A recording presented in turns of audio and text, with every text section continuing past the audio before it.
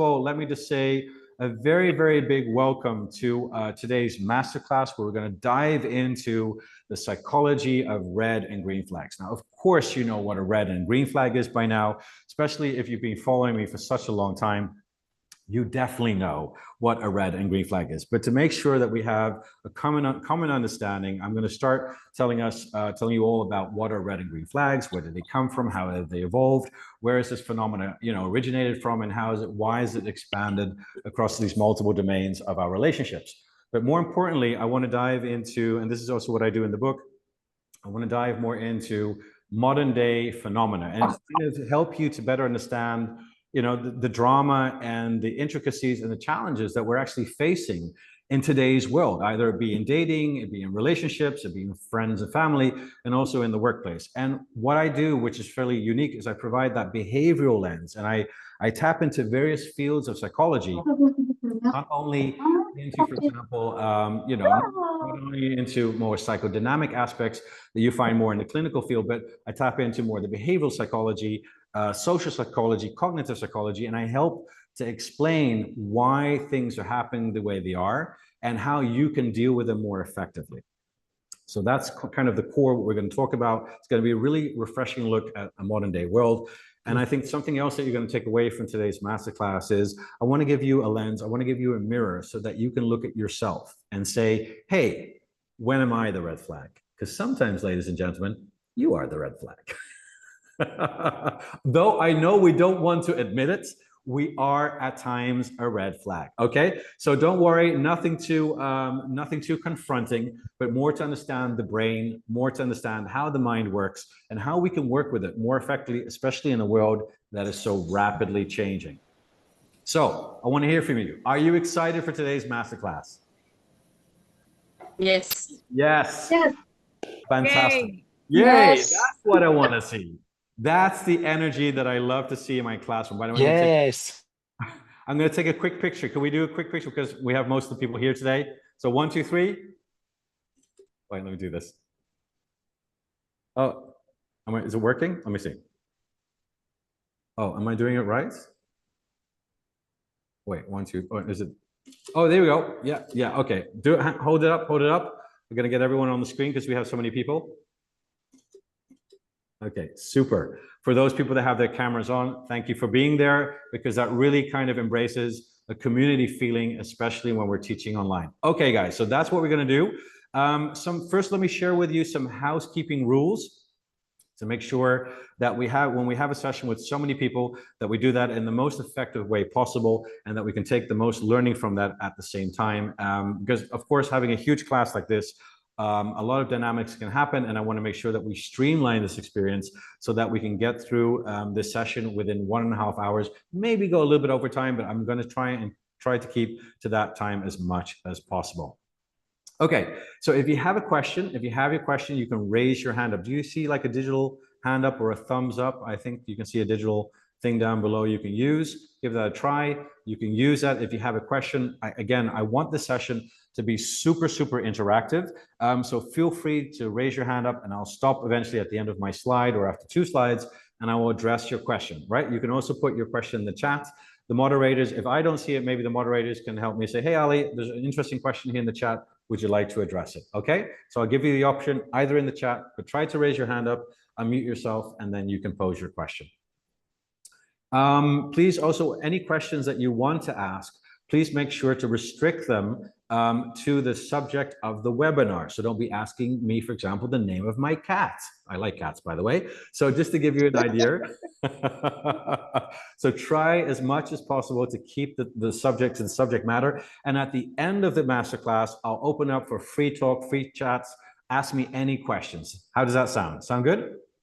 Excellent. Super. Yes. Okay, fantastic. Great. Make sure your name is visible on the screen, and preferably if your camera is on, that would be even better. So I'd love to see you. So that's just a little bit of a notice. Keep your mic also on mute, just to restrict the background noise. Also, the moderators will be in the back also to restrict any background noise if people forget they're on the phone, for example, etc. Another really important thing, and this is also what I say in any of my classes, always be kind and respectful to each other. in the chat and also during the session, and also be mindful and open to different perspectives. People might share their different ideas, and so be as kind and respectful to the people as much as possible. That also supports an amazing learning environment. And last but not least, guys, let's have fun together. You up for that? I love having fun. Super. Amazing. Okay, so let me tell you just kind of set the expectations and just kind of tell you what we're going to be doing today. So first of all, to make sure that we all have a common understanding of what are red and green flags, I'm going to go through them very basically. And then once we have a common understanding of them, we're going to talk about what are the benefits of actually using red and green flags in our society, in our life today. And of course, the examples that I'm going to give to you are all science-based, right? So I'm going to give you science-based examples, evidence-based reasoning why using red and green flags are actually beneficial to you and your interpersonal relationships. Then we're also going to talk about the disadvantages, because as you can imagine, labeling somebody quickly as a red or green flag can sometimes trip us up, right? And we also want to be more mindful that sometimes we don't have the best answers in our lives, and that we don't always make the best decisions. And also I also want to talk about the disadvantages of them as well. So after that, we'll move into talking about red flags in dating, and we'll do a quick poll afterwards. But a lot of people feel very frustrated with the dating scene nowadays. I'll dive into the science. I'll explain why that happens. I'll explain why your mobile phones are changing your mind as well, and how that's also affecting the dating pool and what you can do about that. Very fascinating stuff. And then we'll talk about red flags at work. I think, work, unfortunately, is an unescapable part of our lives. We need to pay the bills. We need to pay the rent. We need to pay the food. And sometimes, ladies and gentlemen, you guys find yourself in a work environment that is super toxic, super political, backstabbing tactics. I think we've all experienced it. And if you haven't experienced it, don't worry, it will happen to you. And I don't want it to happen to you, but it is very much part of the life. So how do we deal with that? And I want to talk also a lot about some red flags and green flags in the organization, and also how to deal with that effectively. And finally, towards the end, I want to talk about you, and also how to recognize red flags in yourself, and what are some examples of what we do, but actually is an indicator of you being the red flag. So I think Carl Jung, with his shadow work, is a great example where he talks about, the thing that we hate the most about the other person. Maybe we should ask ourselves, what does it say about us? Because sometimes it might be the thing that we hate about ourselves, right? But let's not go too deep into psychoanalysis right now. I want to keep this very, very light. But again, it kind of reflects some of the older thinking in terms of psychology. And of course, I'll close up with some closing remarks. And I have a really, really amazing big announcement at the end of my masterclass. So stay there to hear what I have to announce to you all and share. So let's start with talking about red and green flags. What are they? What are red and green flags? So red flags, let's talk about them. Again, very universal. I'm going to give a very universal description. The beautiful thing about red and green flags is that it doesn't matter which country you live in. Many countries we acknowledge, and many cultures, that red means danger and green probably means healthy or sustainable, right? So red flags. Red flags are basically warning signs that indicate potential problems, unhealthy behaviors, or negative patterns in relationships, career situations, or even any kind of personal interaction that you might have with somebody. So some examples, again, very generic examples that we can see across cultures is, for example, controlling behavior, lack of respect, dishonesty, manipulation, or consistent disregard for somebody's boundaries. Now, green flags, on the other hand, are positive indicators of healthy dynamics and behaviors, mutual respect, and one word that I really love to use is growth potential. Why growth potential? Because somebody can have a red flag or in their behaviors, can not be nice to you, can be mean, controlling, but if you make people aware of their behaviors, right? Because remember, we're not always aware, and I'm going to talk a bit more about the brain and how limited we are in our cognitive capacity and also our visual capacity. We can't always blame the person for not knowing that their behaviors are not always good. But if we can make people aware of those behaviors and they're willing to change, to me, that is an amazing green flag, right? Growth potential is so important. And that's what I kind of mean with that growth potential as well. Okay, So let me kind of tell you a little bit more, and I'll open up for questions after this slide. Or just if you have any questions, please feel free to raise your hands up. Let me tell you a little bit more where this kind of red and green flags kind of phenomena started from. Because in the last kind of 7, 8, 9 years, it's become such a big thing. We see it in the news, pop culture, music, you name it, social media, it's everywhere about red flags and green flags. So initially it started in the dating scene, right? And so in today's world with mobile dating apps, also changing social dynamics, people are not always interested in a long-term relationship. People are not always interested in being committed to somebody, right? So there's a lot changing in that field. Also the mobile phones, we'll talk a little bit more about that later, but also mobile phones are changing our behavior as well, and not always for the better. So a lot of people are now noticing, wait a minute, I'm not enjoying the dating process anymore. I'm investing a lot of my time. It's not working out. I'm dating for marriage, but some people are not dating for a long-term relationship, and that can be very frustrating. When we look at men and women's dating strategies, biologically, women have much more long-term oriented dating strategies than men do. So when women invest in the dating process, they're investing most of the times more for the long term, right? So there's a lot of time that has to be invested in there. There's a lot of risk that's invested in there. But how the world is changing today, especially with mobile dating apps, it's not really dating anymore. It's kind of turning into more of a hookup culture where people are not really interested in meeting something for the long term. Now, do we only have to blame the culture, or do we have to blame mobile dating apps for that? No, we also live in a world. We also have to look systematically at what the world is that we live in today. It's very uncertain. People, are thinking about uncertain about their jobs, geopolitical unrest. Life has become very uncertain by itself. So there are various factors in that case that are actually making us less maybe interested or less able to want to be in a long-term relationship. Of course, there's differences between different generations. So there's a huge frustration that's evolving, especially around the dating scene.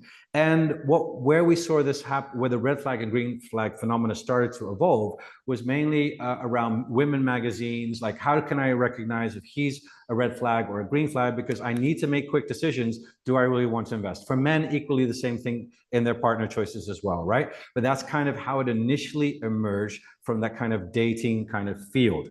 So think about, for example, people complaining that dating apps are terrible. Why are people so toxic? Why do I keep on getting hurt? Dating is like going to a job interview with cocktails. I'm quoting someone on this one. I love that description of what the modern dating field actually feels like nowadays. Feels like going to a job interview, now with cocktails. I literally love that one. Okay, so one more slide and then I'll open it up. So again, it's evolution. Started in the dating field and then moved into more long-term relationships. Then of course, family and friends became also a domain for the red flags and green flags to identify them, and eventually the workplace as well. Now you can imagine that there are certain red flags and green flags that are common throughout these different domains of different relationships, but each domain in itself has its own dynamics, has its own challenges, from family dynamics to work complications, to how friends treat each other in long-term relationships and how people evolve in that. So no one can be a real specialist. Me neither can be a real specialist in all of these different domains. But in my book, I do go much more deeper into these different domains to also explain, what are the intricacies, especially in today's world, what are the major challenges, and how can we look at that from a behavioral perspective. But just to show you where the red and green flags have come from and where they've now moved into, and we can now imagine also in the field of work, business, startup, finance, we can now see everywhere red and green flags. So I'm going to hold it to there for now. Are there any questions, any ideas that come up, any thoughts that come up, anything that you would like to ask before I move on? Because remember, I want this to be an interactive session. Let me also check the chat, by the way. Yeah.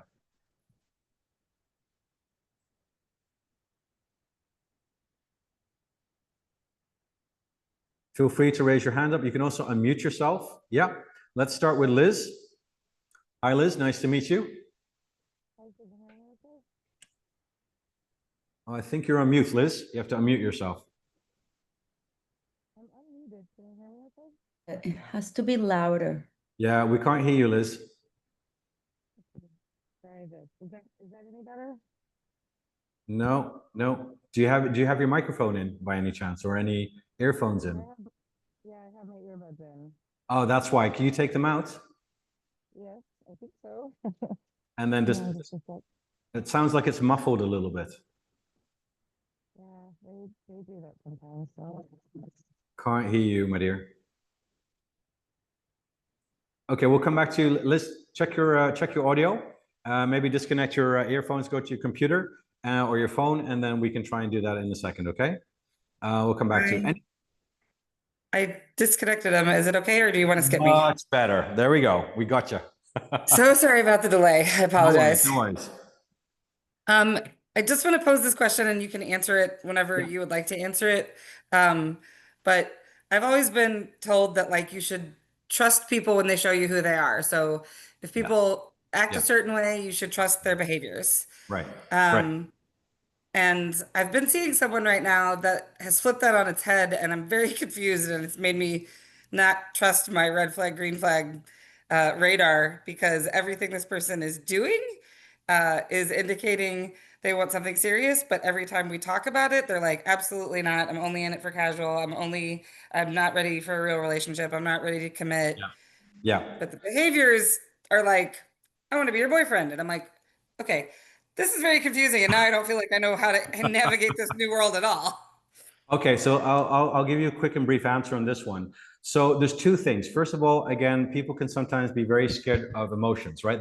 They in like kind of subconsciously, they want to feel connected. They have this deep need for connection with somebody, but sometimes for many different reasons, could be something from their childhood, could be something from past experiences. But when the real emotions come up, it can make it really confronting for them, especially when they don't know how to deal with a real, honest, and stable connection. So what that happens, and might be very fearful of that, and even run away from the partner in that perspective, because they're just too fearful of that real connection. But okay, there's more. Again, we can go into the analysis. There's multiple reasons what people could do here and why they do this. Second one could be manipulation, right? I think that's another thing that we need to take in consideration. Don't always focus too much on that either. But the third thing, more from a behavioral, societal change perspective, is something that I think you should know about.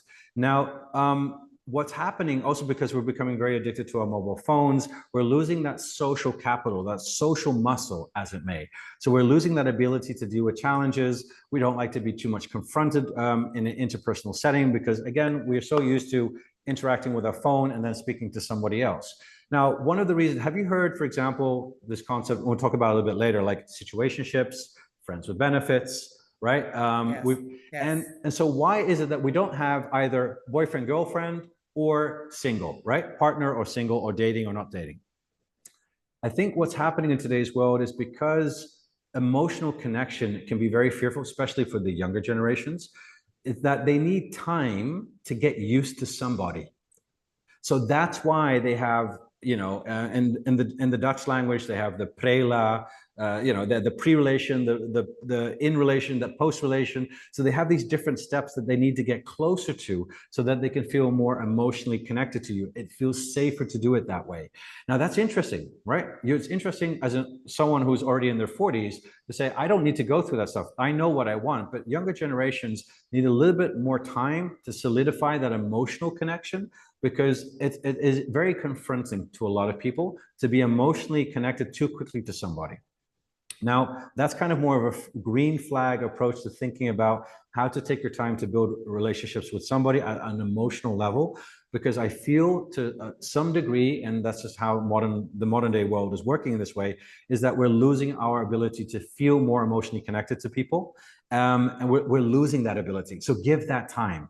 But I think and I'm just going to keep it to there because I want to answer one more question, someone else, but look at that from 3 different angles and then kind of evaluate, but take it slowly. Don't go too fast into wanting something. Try and figure out why it's taking a little bit more time. Why is he not saying yes? Why are his behaviors inconsistent with what he says? But don't immediately look at that as a red flag, right? And maybe come up with some strategies on how to approach that. I hope that helps, Liz. Thank you. More than welcome. I'll take one more, and then also I'll check the chat in a second. Loch. Did I pronounce that correctly? Is that me? Hello? Yes. Yeah, I have one question. I was living in Berlin before, and now I'm living in Brussels. And I have seen many open relationships or marriage. And could you please explain that kind of behavior? Absolutely. Look, Thanks. no, thank you for that question. This is also one of the chapters that I talk about in the book in Red Flags and Green Flags, about the concept of open relationships and how more and more people are considering to have an open relationship nowadays. Now, I can imagine for a lot of you, for me personally, it's not something that I would personally want, right? But a lot of you I don't think wants that either. But it is becoming a concept that is growing in interest. And so more and more partners, either one or both, are considering to open up the relationship, to try before you die kind of mindset, or whatever the reason is behind it, but it is becoming a thing that is becoming more popular. Now, of course, this depends on different cultures, different areas, different cultures might not accept that. Other cultures is a little bit more common, but I am seeing it as a behavioral trend evolving. So in the book, I actually talk about, okay, what do you do when you don't want to have an open relationship? How do you talk about it? So what are some of the communication strategies that you can apply? But maybe you might be open for it and you say, okay, let me try, but if I don't like it, can we go back? So what I try to do there is, I'm not promoting, I'm just saying this is what's happening. And here are some strategies that you can take to communicate about your partner's needs, or have a discussion when you don't want it and when you do want it. So I think there's two things. It's a phenomenon that's becoming more popular, especially with people that are in long-term relationships. You can see it now kind of saying, hey, let's open things up. We want to try things differently. But how do you deal with that? And I think that's the tricky part, especially when you don't want to have an open relationship. Now, if you deep down are meeting someone you don't want to have, don't do it. Find someone that fits your values. There's always somebody out there that fits your values, right? It might be hard, but if it is a trend that you see happening, it really is your ability, because sometimes the way you communicate to someone, you can convince your partner maybe not to go for that if you really don't want it. Okay, so that's just my 2 cents on that for now. Does that sound okay? Yes, thank you for your explanation. I might look for your book. Yeah, it sounds interesting for me. Super. And I go so much more deeper into that concept, and I talk more about it because it's a real thing. Useful. It's happening today. But the bigger question is, how do I or you personally deal with it when you do or don't want it? And I think that's where the key strategies come in. Okay, I'll move forward. And also Debbie and Bernardo, if you see any really, really interesting questions in the chat, please let me know, and I'll stop on the next one and see if I can answer any of those questions as well, okay? Again, I want to make it as interactive as possible. Now, let's talk a little bit more about the benefits. So when is it okay? When is it actually good and beneficial to you to use red and green flags, to label things or behaviors? And I want to kind of share some of the science. Again, the references down below if you want to look up the papers that are that kind of provide some knowledge on in this domain. First of all, again, I think we live in a fast and interconnected world nowadays. I said this recently when I was giving a presentation in Hungary. We're heralded for making quick decisions. You come to work and they say, hey, Anna, or hey, or Mila, or hey, Nanette, you're switched on because you kind of give us a quick decision. Great job, and that's kind of saying we are expected to give quick decisions in today's world. And also the world's just changing so quickly that we need to find ways to come up with good answers. So we need to have quality answers of what is truly a green flag, what is truly a red flag, to be able to make some quick decisions in the spur of the moment, okay? So I think that's very important to understand why we need that. And of course, the book, I'm not here too much to promote the book, but to give you more of the insight why I wrote the book, because I wanted to give you the clear answers. Sometimes, by the way, red flags are very subtle, and how do we deal with them? We'll talk a little bit more about that later. Now, what the science also says about the benefits of red and green flags is that it enhances our psychological well-being when we know how to use them, and we actually are able to create much more healthier relationships, because when we can identify the behaviors that we kind of feel, wait a minute, this is a warning sign, and we address them with a partner, with a friend, with a family member, we might not always get the answer we want, but the fact that we're addressing it with them can actually help us to build a much more healthier relationship. The science also shows that, also interestingly, it helps us also to set boundaries much more easier, prioritize self-respect, and also to avoid manipulation. Now, these 3 different behaviors or responses in itself are not easy. It's not easy for everyone to set boundaries. It's not easy for everyone to deal with manipulation, right? And I want you to realize that. But what the science actually shows us is the moment that we pay more attention to red flag behaviors and we find ways to address them. We say, wait a minute, I've been treated this way for a long time. I don't want that anymore. And you consciously acknowledge that.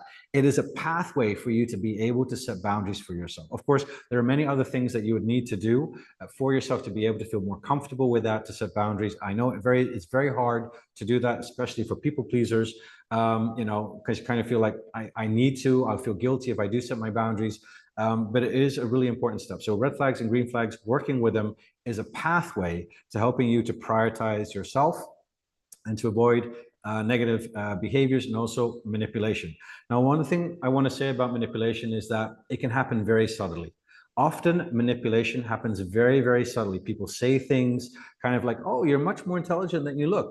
Oh, wow. But that is actually a backhanded compliment, right? And these subtleties can seep in steadily, slowly. And before you know it, you become so consumed by these manipulation techniques that you find yourself lost. Yeah. So I want you to realize that. So being more aware even of the subtle red flags, especially of the subtle red flags, is really, really important for you to also become more aware of how people manipulate you potentially and what you can do about it. So again, science helps you there to use the red and green flags. And finally, of course, the list is not exhaustive, but I just want to give you some more examples. And it helps you to prevent toxic patterns of behavior. It also helps you to reinforce self-esteem. And one of the most beautiful things that I found is also it helps you to build your emotional resilience, right? So working on red and green flags, learning more about them really helps you to build yourself personally much more better. But I also have to mention that we also naturally have this tendency to call anyone a red flag, right? The moment we don't like somebody, even when their actual behavior is not truly an indicator of red flag behaviors, right? So I think we all commonly have known this. Anyone who's seen my videos in Hungary, where I gave the presentation at Brain Bar, saw that I said this as well. You know, people are so easy nowadays to say, oh, you know, my ex didn't give me enough attention. He's a narcissist. Raise your hands up if you've done this. I know you've done this. Some of you have. I have.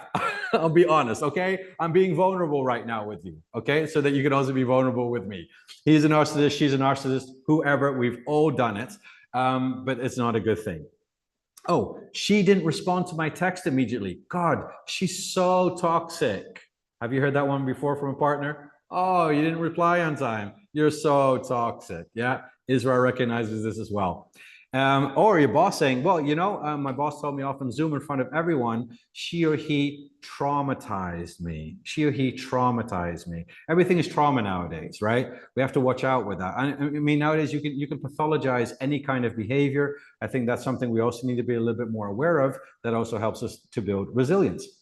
Now, bringing in the facts here. If we look at the general population, narcissistic personality disorder, the prevalence of that is only 0.5 to 1%, according to various meta-analyses that speak about the disorder itself. Psychopathy, about the same, up to 1% of the general population is a psychopath, right? Again, that's not for you to diagnose, that's for a mental health professional to diagnose, but I want you to know also something very, very important. So the probability of someone actually being a narcissist or a psychopath is very, very low.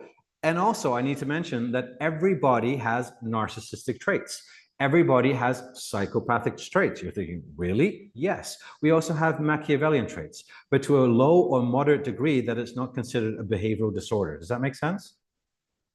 It's actually healthy to have some of those tendencies, right? But when it's too much, when it's to a high degree, it can become a pathology in itself. And that's when it becomes considered a personality disorder. Okay, so that's something that I want you to realize as well. So sometimes we need to kind of put on the brakes metaphorically and realize, wait a minute, I'm just being too quick in my judgment. Let me watch out, because me being too quick in my judgment also takes me away from looking at my own behaviors. And there's always two to blame in any kind of situation. Well, not always, but yeah, let's talk about that. So let me open it up to you. This is just a general question to everybody.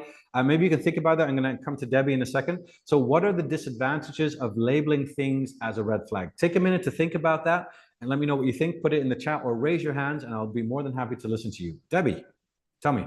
Just DMing you directly questions like you asked me to. Yeah, okay. What's so, like I'm glad I drank a Red Bull before the master. Because we were in a class just before this. They're active, so yeah. Super active. Awesome. But yeah, I'm just sending you some. They're all excellent questions. Can you read one out for me? Because I've got like tons of messages here. Oh, okay, awesome. Hold on, give me a second. Okay. I could see one here. Is ghosting a red flag? Oh, yes, I think so.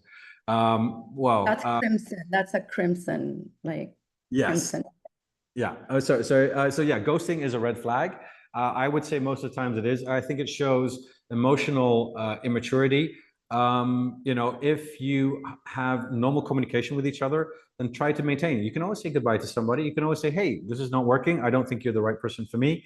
Could be a colleague or whatnot. But in some occasions, when, again, this is very context dependent, right? But in some occasions, when someone is really mistreating you and you find it hard to get away from that person, then, you know, you can justify that ghosting or blocking someone does make sense in that perspective, right? Because it's hard to kind of stay away from someone that might potentially be abusing you emotionally, physically, mentally, whatever. And you can find it very, very difficult to stay away from that person. Ghosting and blocking someone, I actually recommend to do in that case, because go no contact is the best way to go, right? But of course, I know that's very difficult. So again, I would say most of the situations, ghosting is very immature. Don't do that. But in some situations, we can justify that as well. Yeah. Sorry, Debbie. Yeah, go ahead. So I'm going to read just 2 questions. Yeah. Or the first one is, why are seemingly increasing number of men having less of an accepting attitude towards strong women and women who identify as feminists? And I'm sorry, I didn't catch the name of the person. So if this was your question, raise your hand. So that was one of the questions. Yeah. Do you want me to read the second one? Or do you want to... So there's 2 questions in one there, actually. So about feminism and about strong women. Now, what's really interesting, I'm going to quote the science. You know, I'm a man of science here, so I don't get too much of my, opinions I will give, of course, but I want to give you a bit of the science perspective here. And this is really interesting. What's interesting, I think maybe some of you saw that, but I have made a couple of videos where I actually talk about a social psychology paper from 2015, where they actually talked about that men, when they desire a woman, so in heterosexual relationships, when they desire a woman, they put on paper, they describe the person who they want to be with. Intelligent, smart, successful, right? They often use these characteristics to describe the person that they want to be with. Now, in this experiment, they actually put people close to women in kind of like a speed dating environment. And what they actually found was that men in that specific scenario did not want that woman. On paper, they did, but when they were face to face with the female in that perspective, it was not their choice. Now, of course, there are many reasons behind this, but sometimes it can mean that, hey, you're so successful, I want to be the provider. It could be in the man's mindset. You know, I want to be the one that cares, and you know, and there might be some very stereotypical role modeling in their minds, just the way how we've been brought up, or how how the society has formed us, or for whatever thinking patterns. But what's very interesting there is that on paper you do, but sometimes that can reflect back to you, maybe I'm not successful as a man. And I think that's something we need to challenge a little bit more, right? I think that's something that we can help to overcome and actually bring, because a strong woman wants a strong man, right? Both want each other. Sometimes not, and that's absolutely fine. Sometimes a weaker man wants a stronger woman. Sometimes a stronger man wants a weaker woman wants a stronger man, right? There's differences in that perspective. But I wanted to highlight that one interesting study that we men put on paper, kind of like the Angelina Jolies of the world with all the success and all everything and smart and whatever. But then when you're confronted with that partner in front of you, we tend not to go for that one. Isn't that crazy? Male psychology is very interesting. And guys, I'm just quoting the study, 2015 study, social psychology, look it up. It is phenomenal. It is a phenomenal insight that I wanted to share with you. Now, about feminism, I'm not very political, honestly, as a behavioral scientist, so I don't know what to say about that. But what I think, you know, let's go back to diversity and inclusion. I think it was actually an amazing movement and involvement. It's a shame that DEIB is going backwards in some countries around the world. I don't think that's good for people. I don't think that's good for society. But I also think at the same time, what's happening is that there's a lot of, I think with a lot of the changes in identity. That is becoming a major theme around the world, right? Identity, how I identify with myself and other people. I think because it's such a complex identity is, and ourselves, our own identity evolves continuously with our environment, right? So we continuously change. We often identify with the most dominant social groups that we feel most strongly connected to. So that can change, of course, with time. And I think what's happening is that the traditional stereotypical male-female identity is evolving, is changing, right? And I think also from that perspective, people are experimenting in that way. Trying to find where they find themselves in that perspective as well. And I think that's just making sure that to mute somebody. 1 second. You'll have money to buy something. Can we just mute someone? I don't know who that is. Thanks. So, so I think from that perspective, people are sometimes with the changes of identity, some people can feel, well, do I still feel like a man? Do I need to be more of a man? Do I still feel more like a woman? Is feminism really important for me? Yes or no? I don't think there's clear rules of the game in that perspective. And I think the uncertainty and the complexity around a lot of the understandings of who we are and who we should be and who we can be creates a lot of complexity. And I think we still don't have clear understanding of that. And again, the whole DEIB movement is kind of moving backwards a little bit. It's not getting that much focus right now. But that's something that I think that plays also a role in why sometimes people might be very pro, but also sometimes very against it as well, right? Because of the misunderstandings that we see in today's world sometimes as well. So those are just my two main perspectives there. And then let me go back to Debbie. What's the second question? Is Debbie still with us? Oh. Otherwise, I am. I'm just trying to look for a different one. Okay. So yeah. 2 seconds. And just a reminder, if you can just mute yourself. I know you guys come in and out. Just that. But keep going and I'll give you a question. Dave is saying this is moving to a political discussion. I know, I was trying to, like the other question I had that was going down, I was just trying to be, this is me trying to be facetious, right? Like I know how to set the boundaries in the discussion. Don't worry about that. Excellent. Okay, let's see if we have another response here. So yeah, tell me, what was the other question?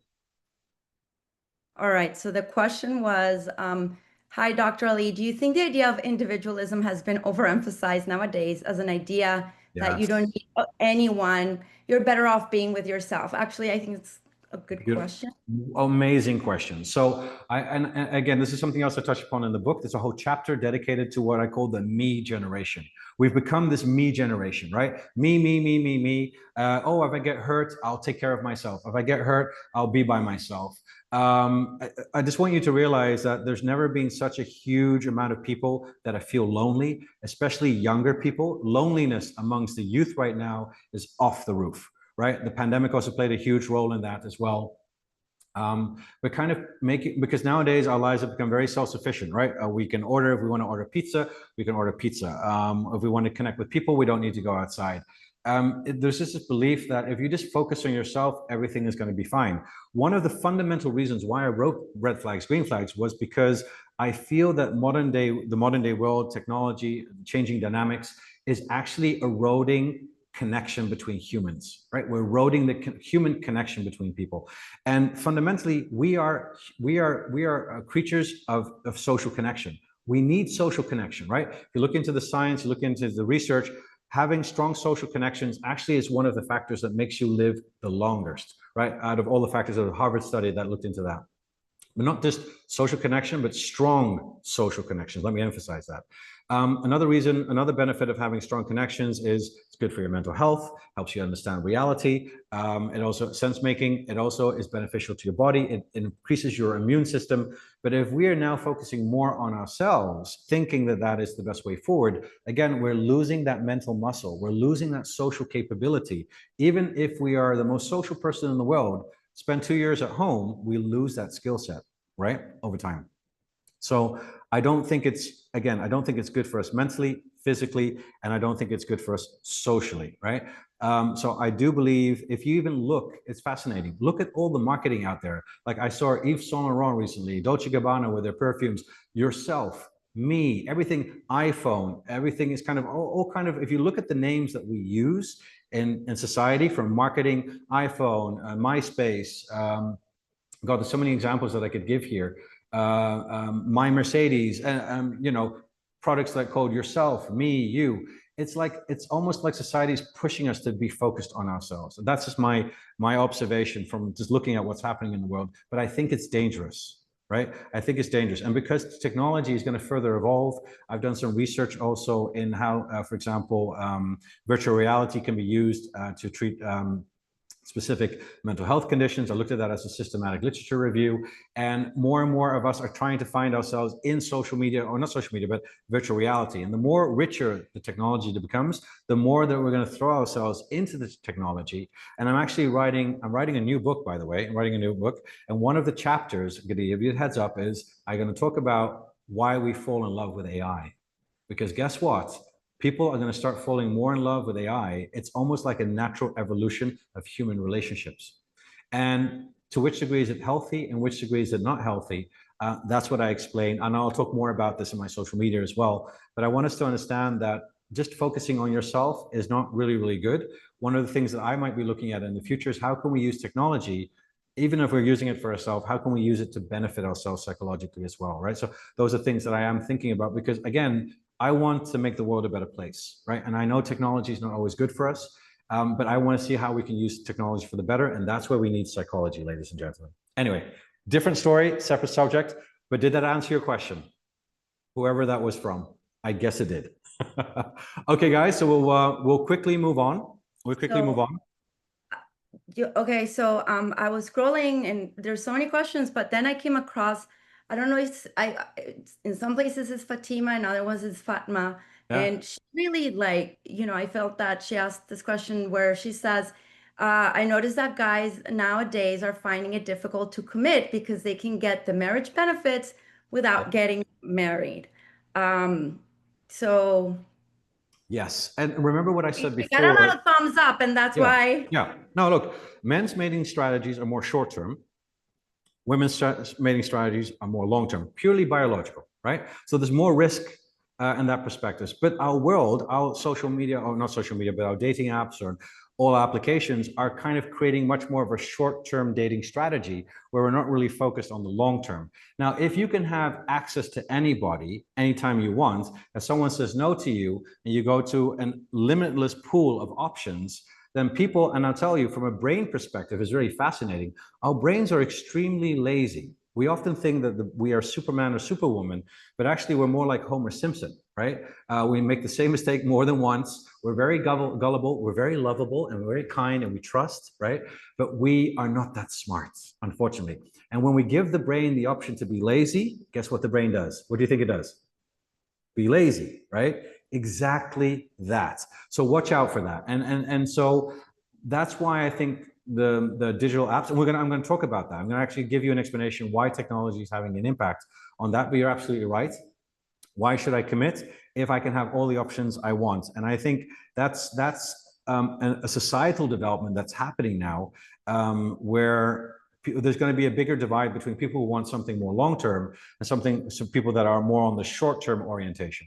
Younger generations that are growing up right now, they can't buy a house, they can't buy a car, they don't see life as, you know, secure. So why should I secure into a relationship? So don't only blame the individual. Sometimes the environment can also play a huge impact in influencing people's decisions of why do they really want to not want to be in a committed relationship. Yeah. Dr. Surhit, nice to see you. Yeah, tell me. Hi. So glad to be here. I just came up with that idea while you were speaking. Yeah. Can I become a healthy red flag? I just thought about it when you talk about this relationship. Please. Absolutely. Yeah, because now I just changed countries, which are totally different cultural backgrounds and behaviors. So I'm just getting used to that idea that I want to be with a younger man and raise him like I want him to be, instead of dealing with all the red flags flying around. Yeah. Would that make me a bad red flag? No. A manipulator? No. I love this question.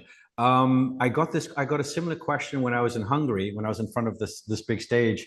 of people, and somebody asked me, is it okay? Like, we often herald older men for having, girlfriends in their 20s and 30s. And what is it about women who are older that want to have a younger guy in their 20s or 30s? And in the book, I also dive really deep into this. There's a couple of things here. First of all, when you look at dating apps, let me know if you agree with this, but what dating apps tell us about human behavior is fascinating, fascinating. As a psychologist, you can be one-to-one with somebody. You think, oh, I think the person does that because they do that. And I think the person does that because they do that. But guess what? Mobile data tells you what humans are really, really doing. Now, this is one interesting one, Dr. Sept. Actually, the mobile dating shows that dating apps data shows, and I think, okay, Cupid, there was another dating data set that I looked into, but they actually show that women in their 40s and in their 50s get hit on 3 times more by guys in their early 20s than by guys their own age. Is that something you recognize? Yes. And there's nothing wrong with that. So in that chapter in the book where I talk about dating, I actually say that the benefits that an older woman brings to that relationship, because men actually are looking for someone that can help them to, become the better man. And in that case, a more mature woman can help them to do that. Not only that, what the science also shows that basically women enjoy sex. Their sexual satisfaction is actually increases with age the moment they open it up to new experiences, because when they're younger, it seems that you kind of sometimes you kind of hold yourself too much. And as you get older, you become a little bit more flexible and open. And therefore, if you can also want to enjoy a guy in his early 20s or mid 20s or early 30s, and there's a huge age gap between you, 15 to 20 years, then you can enjoy that more. But why do we question this? And this is the bigger question. We question this because cinema, TV, literature positions an older woman often as a Kruger, right? And I think that's not fair. Think of Stifler's mom, right? In American Pie. Have you seen American Pie? Right? I love Stifler's mom. She's so cool. But often that's the positioning that an older woman gets within TV and cinema, right? And so nowadays we're seeing better role models. Ashton Kutcher and Demi Moore, 15-year age difference between them. So I think as more role models come out of age-desperate relationships where the woman is older, I think that will also play a much more bigger role in terms of where women in the 30s or late 30s and 40s and 50s are going to feel much more comfortable. It's crazy sometimes how cinema impacts our belief systems and how we feel about dating someone maybe a little bit younger. Fascinating, right? In that perspective. So you're not a red flag. Don't worry. Thank you. That's my 2 cents on that. Okay, I have to move on. On that one. So otherwise we won't get through everything. Okay, my question. So yeah, no, actually open question to you, because this was an open question to you. What are some of the disadvantages of labeling people as a red flag? That was what you're going to say, Debbie? Yes, because these women are actually piggybacked off each other. We have, Rafa mentioned, personally for me, calling too many things red flags drains her energy. And then the next comment came from Dr. Engi Al-Sadani, where he says, in response to your questions, I would say when we hastily pass judgments and assign broad psychiatric labels to those around us, we inevitably remain in a constant state of hypervigilance, perpetually sensing danger and threat. Consequently, this undermines the quality of our lives, leaving us restless in both wakefulness and sleep, eroding our overall well-being and turning the journey of life into an uphill struggling, against Debbie, who was that last person that said that? Dr. So who? it's Dr. Engi Al-Sadani. Sadani, can I compliment you on that answer? Such a good insight, and that's something I want to share with you today also. I recently worked with a journalist on an article, and she got to me and she said, Ali, everyone on social media nowadays is talking about red flags, they're talking about green flags, and we're getting overwhelmed. Like, which advice should we be taking? Who should we be following? There's so many people that we should be listening to. And what is this doing to us? And I said, look, it's true. First of all, I always say choose 1 or 2 sources that you feel comfortable with, because anyone can have any kind of perspective on what is a red flag, what's good advice, what's not good advice. But the most important thing that I want to mention here, and this is where we as content creators also play a huge, I think this is where we need to be more mindful in, because most of the content that people put out there is more fear-driven content. Remember that. Dating is supposed to be messy, ladies and gentlemen. It's supposed to be fun. It's supposed to be an experiment. Let's have fun with it. Okay, it's okay to trip up. But if we only kind of give out a content that is only red flags, we're not in what I call we're more in a fear-based mindset where we're hyper-vigilant about every interaction we have with somebody, and we're looking for faults, where I kind of say we should be creating more what I call accountability-based content. Let me repeat that. Accountability-based content. What is that? That is content that says, hey, what about your own emotional intelligence? How can I deal better with the situation? Where am I sometimes the red flag? Where am I at fault? Or what are different ways of how to deal with a difficult situation with somebody? Because this accountability kind of content, what we could do, instead of focusing just on the red flags, it helps us to build our emotional intelligence. It helps us to build healthier relationships with people. And it also helps us to know how to navigate certain situations where we focus more on purpose. We focus more on values. And that's truly where we find true connection with people. So again, instead of being coming in from a fear-based, hypervigilant mindset, and that's what the content does, let's move more into a fun, messy, and experimental mindset, but be more emotionally intelligent and more reflective about you, who you are. Where do you make mistakes? Where do you have to set the boundaries? That's the content that I actually want to start creating more to get people out of that. And that article, working with that journalist, really made me more reflective of my own content that I create. Of course, you know, I create sometimes funny content and I say, buy whatever, but I'm now thinking, how can I also create more accountability-based content? Of course, that doesn't get many likes, but that is truly better kind of content. So my advice to you is, when we look for advice, try to find content that actually also helps you to be more accountable and less fear-based, because the more fear-based we are, our brains are more in tune to the negative. Something that you need to know, our brains were made for survival. It wasn't made for success. Remember that. Our brains were made for survival. It wasn't made for success or happiness, right? So our brains are more in tune to the negative. We're more risk averse. So we have to counteract our natural biology. And that's hard sometimes, right? And that's why I think as a content provider, as a professor, we can, if we know that, let's use the science to create better content. That was the reason why I got on social media, to help people to feel better with themselves while being on a content or a platform that actually can hurt you a lot, right? We'll talk a little bit more about that. Sarah, go ahead. You have your hand up. Oh, put it down. Okay. Hi. Sorry. Oh, no worries. Yeah. I had asked, I mean, you kind of answered it, but like focusing overly on red flags attracts them more into our lives, I feel like. Say that again. Say it again. By focusing overly on red flags, it seems like you attract more of them into your life. Self-fulfilling prophecy. Right? Yeah. Well, you know, I think it depends. Again, red flags are very broad, right? So, but sometimes what we find with people's behaviors is that, and this goes more into the psychodynamic perspective of human behavior or even schemas. You know, if you look at schemas and how these kind of internal working models affect the decisions we make later in life. So, for example, if we had a very well, I don't want to say volatile childhood, but yeah, we can say adverse childhood experiences that eventually, you know, maybe having an absent father or mother or someone that has a caregiver that has neglected you, not just abused you, but neglected you, not giving you attention, hasn't recognized you, that eventually that becomes like something you're so familiar to that you know it's not good for you. But what happens later in life, and this is not for everybody, but what can happen from that perspective is that those schemas come up and we start to attract similar people, sometimes believing if I can win you, I can win my father or my mother, right? In the back of our head subconsciously. So one of the answers of why we tend to, or we focus too much on red flags, things that we don't like, that could also be a reason, more of kind of a deeper unconscious reason, subconscious reason, why we tend to be more attracted to them as well. Yeah, there's many more reasons there, Sarah, but that would be one of them that I'd like to mention. Yeah. Okay, so moving forward, can you give me an example of a red flag in dating? Can you give me an example of a red flag in dating? Let's go to Mariam. Mariam, yes.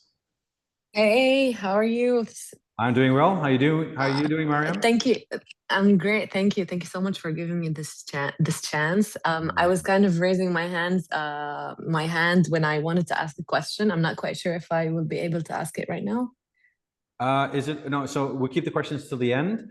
All right. And then you can. Do you have what will you say is an indicator of a red or a green flag? Yes. So words basically being inconsistent with actions. Wow. Very Like good. Exactly. yes. Exactly. Mostly. Exactly. Perfect. Inconsistency. Okay. I'm gonna just randomly pick on a couple of people. Dave, how you doing? Thank you for joining. I'm good, thank you. What would you say is a typical red flag in dating? The love bombing. Ooh. Yeah. Love bombing. That's Yeah. manipulative, and Is. you just need to be natural. Yeah. Yeah. Yeah, it is very much so. And it happens a lot. Yeah, absolutely. Great. Thank you for that one, Dave. Let's go to Rahma. Did I pronounce that correctly? Yes, it is Rahma. Hello, everybody. Red flag, cheating. Cheating is more than a red flag, I think. Oh my God, there's so much to talk about cheating because, so let me ask you, who cheat more, men or women? I don't have stats, but from what I've heard, men cheat more. Oh, you're being so politically correct here. Okay, so there's a difference between, okay, let me explain this very, very briefly. Men cheat more physically, but women cheat more emotionally. That's good to know. Yeah. So what's interesting here, men cheat more physically, women cheat more emotionally. So you know what's even interesting is that men find it worse if their partners cheat physically than emotionally. And women find it often, not saying all, but women often find it worse if their partners cheat emotionally than physically. So according to various studies, right? So it's a very interesting thing here. Of course, there will be differences. Physical cheating is also bad, but it's interesting to have a bit of a perspective in this. Now, one more thing about cheating I'll share with you. It's also from the book. I also looked at cheating at different age groups, like from 19 to 27, 27 to like 34, and all the way up to 70, up to 80s, okay? So this is a really interesting thing. At the age group 19 to 27, women cheat 1% more than men. Did you know that? Physically. So I think it was 11% for women, 10% for men. But at which age group do you think, of course, after that, men cheat more, but there's one specific age group that men cheat almost 22% of the time. Any idea which age group this is? Sorry, what did you say? 50? Yeah, I guess that much higher, 70 to 79. What? Is there? So, okay, I'm not. You wonder, you think at 17 or 80, they want to be easy and calm. No, so I'll tell you. So I gave the description. For women, it's try before you buy. And for men, it's try before you die. That was an observation I made, and it was really, really fascinating. So again, once you dive into the different science behind these different domains of relationship, you'll find some really, really fascinating and mind-blowing stuff about human relationships in that perspective. Okay, I'll keep the questions till later. I'll come back to you in a second. So here are some very common red flags in dating, right? Not listening to you, controlling behavior, impolite, disrespectful, frequent jealousy, possessiveness, gaslighting, you name it, manipulation, excessive secrecy, unresolved past relationships, lack of empathy, emotional availability, and of course, avoidance of commitment. Now, these are all very common red flags. And when we look at modern day relationships, I mean, this is just food for thought. Maybe you've heard this before on social media, but it seems like modern dating or hookup culture isn't really practicing. It's more practicing for divorce than it is actually practicing for marriage, right? And not everyone's going to agree with that, but it's a fascinating perspective how modern dating is evolving. People are really not focused on marriage. It's more kind of like, oh, how do I break up and go to the next one? Now, again, this is a bit of a generalization. It is a bit of a generalization, but it is something to take into consideration. So the bigger question here is, what has happened? Why are things so differently today than it was in the past? Now, if we go back to the 50s and the 60s, we remember all these kind of, you know, the Fonz and Happy Days. We remember all those kind of really cool, you know, TV series from the past. And of course, dating was with the purpose of getting married or finding something more long-term. By the way, interesting enough, our world was fairly stable that we lived in there in the past. It was a very stable development, not too much changes happening at that time. So basically, you were either dating, married, or the final option was, it's complicated. And still today, to many degree, it is still complicated, but that's what it was. Hey, fast forward into 2025, my friends, and things have just become so much more complicated. We have companions, we have pets, we have AI companions nowadays, we have booty calls, we have fuck buddies, friends with benefits, sorry for my French there, situationships, consensual non-monogamous relationships, and relationships, and and there's even more in between. Let's go for it. So interesting enough, why are people why are all these different formats of relationships evolving? And it is one of the reasons, one of the explanations is because of that emotional connection, being emotionally confronted with someone saying, I love you, or I want to have a relationship with you, can be very overwhelming to people who are not used to having that on a day-to-day basis. There's a correlation between age. The older you are, the more able, supposedly, you're able to confront direct emotions and have a more emotional connection, or kind of be more devoted to something more long time. But the younger generation right now, who always spends their time behind their mobile phones, doesn't have that real human-to-human connection, which makes it extremely difficult for somebody to immediately emotionally connect with you. So don't always blame the other person. Sometimes they're manipulative, but sometimes it just could be that they're just emotionally not ready and they need more time. So that's why we have these steps to get closer to something that is much more long-term. And that's something I see with the younger generation. Debbie, tell me. I just want to put this on your radar because you're in the screen, but somebody mentioned something about the term micro-cheating. Micro-cheating, Yeah, so just, I don't know if it jives, but just throwing it in there. Who is that, Judge? Can you unmute yourself? It's Elena. Elena? Yeah, can you just unmute yourself? I'm giving up on the last, pronounce. I think that's a really interesting topic as well to talk about. Because cheating wasn't enough. Now we also got micro-cheating. Yeah. And there's also ethical cheating. Have you heard of that? Ethical cheating. That's ethical cheating. Yeah. They told you before they cheated, so it's ethical. Well, if you open out the door, be like, I'm gonna go cheat, so what makes it ethical? It's ethical cheating in that perspective. Okay, very good. So micro-cheating, right? So micro-cheating, again, there's different definitions around this, but micro-cheating could be kind of having quite a quick DMs with people, sharing stuff with people online. It can be very personal, it can be sexual, erotic in that perspective, like sexting, for example, with random people that you don't know. And though you're not having physical connection, but what I do explain also in the book, I talk about how cyber cheating is a form of emotional cheating, right? Cyber cheating is a form of emotional cheating. And that's why maybe for some men, I'm not going to justify this, they don't really see it as cheating. They think it's more flirtatious in that perspective, but it is a form of micro-cheating as well. So again, the lines are very blurred in that perspective, but I would love to hear if there's anything more that they would like to know about that topic.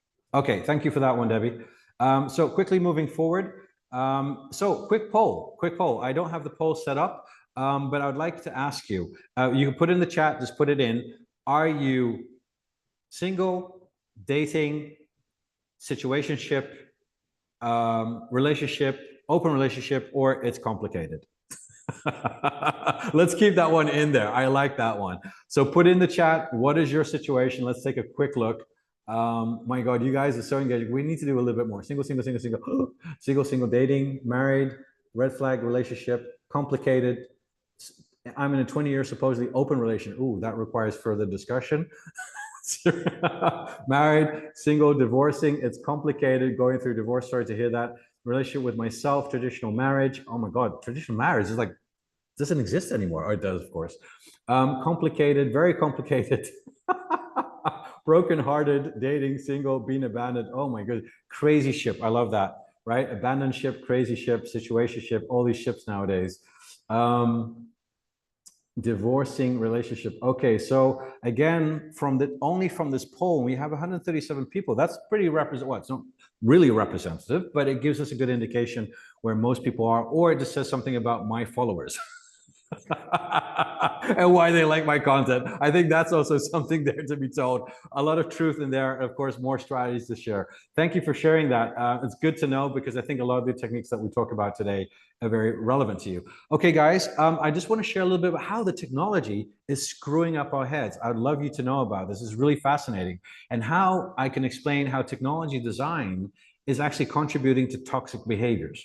Now, first of all, dating apps have been designed to keep you hooked, something that I call persuasive technology. So technology has been designed on purpose to make you addicted, to make you hooked, to keep you coming back. We live what we call in an attention economy. So everyone is fighting for your attention, and they will apply the most intrusive behavioral psychology techniques, by the way, share more with you about this, behavioral psychology techniques to keep you engaged. So once you learn more about this, you'll really be gobsmacked how much psychology goes into the design of these mobile dating apps. And there's so much, again, the things that I'm going to share with you are only just a tidbit of what actually is being done to you through mobile dating apps and the psychological effects that it's having on you.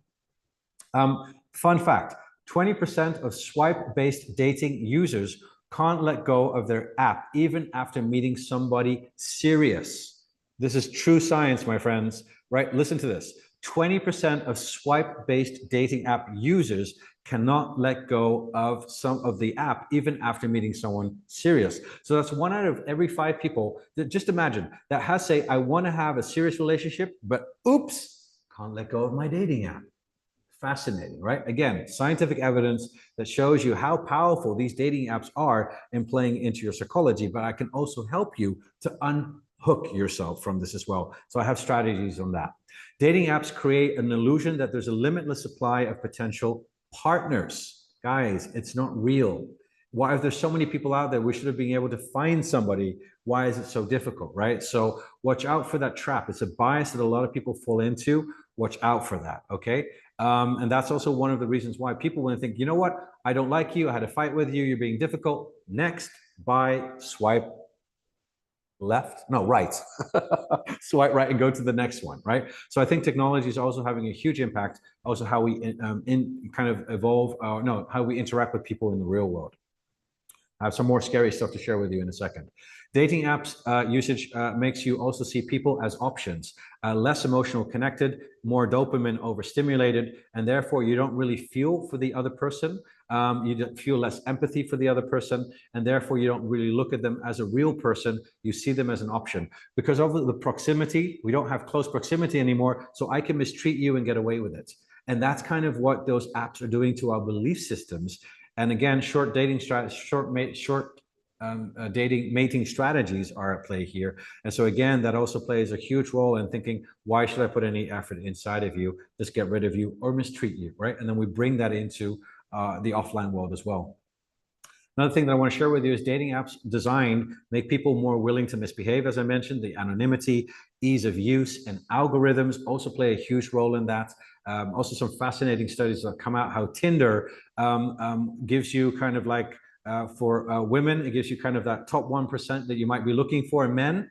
And then it's interesting how men and women react to different options on Tinder or swipe-based profiles. Men are more lenient to the type of woman that they want to be with. Again, I'm talking about heterosexual relationships right now. And for women, it's interesting what they do is the apps give you kind of top-tier men that you kind of like, oh, I only see them in movies. And they do that initially just to keep you hooked in the app. And then, of course, that's kind of the psychology behind it. But then again, once you have access to that, women are less likely to go for what they consider maybe a less standard person, or more lower standard or status person, because of that initial interaction with those apps. And that's how those apps play into your psychology as well. Again, a lot of scientific papers out there that write about this and the impact of the design. It's fascinating. So the more you are aware of this, the better you can take charge and have a much more healthier relationship with your dating apps. Here's another interesting one. Scary fact, swipe-based dating app users experience more mental health issues than those people that don't use swipe-based dating apps. Isn't that fascinating? So what's the reason? Is it the swiping that's making people feel less mentally well? Or is it attracting certain people on the app that are less mentally not feeling that great either. That's a really fascinating insight, right? Again, swipe-based dating app users experience more mental health issues than those users that are using dating apps that don't use a swipe-based feature in that. Isn't that crazy? Any questions on this? Any questions? Let me go and look also into the, this is really crazy, right? Yeah.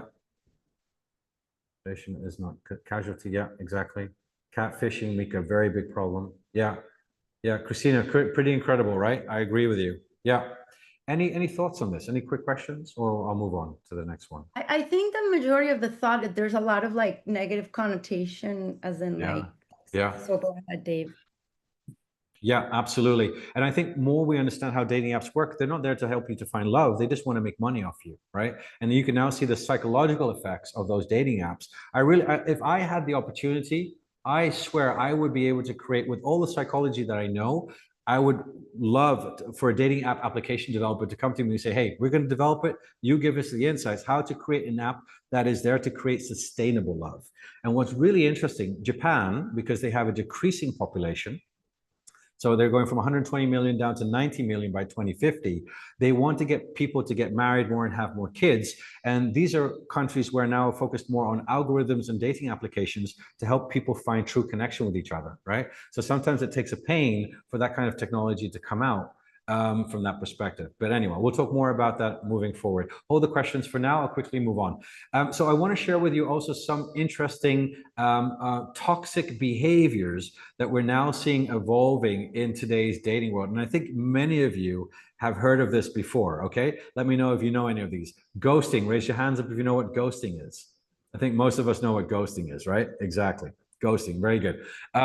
Okay, raise your hands up if you know what zombieing is. Zombieing. Being zombied, I'll tell you. If you're zombied, so if the ghost disappears and comes back 1 year later and says to you, oh, I'm sorry, I lost my recharger, but now I have it. Hey, what are you doing tonight? Right? Zombieing, coming back after a year. Basically, they're being with someone else. You're coming back to you again, right? So that's being called zombieing. Cookie jarring. Have you heard of cookie jarring before?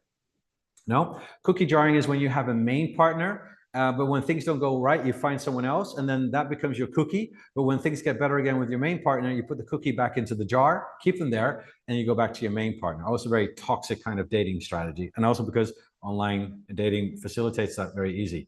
Orbiting means basically they don't respond to your text messages, but they're watching all your socials. I hate that. And they're watching your stories, but they don't respond to your WhatsApp messages. Come on, people, like, please. Or you kind of, you break up with them, but they're still orbiting your socials. Pocketing and stashing means that they're keeping you a secret. Have you ever experienced that before? They're keeping you a secret. They don't introduce you to your friends, don't introduce you to their family. They're there with you. They want all the sugar, but they don't want to share. They don't want to know where the sugar is from, right?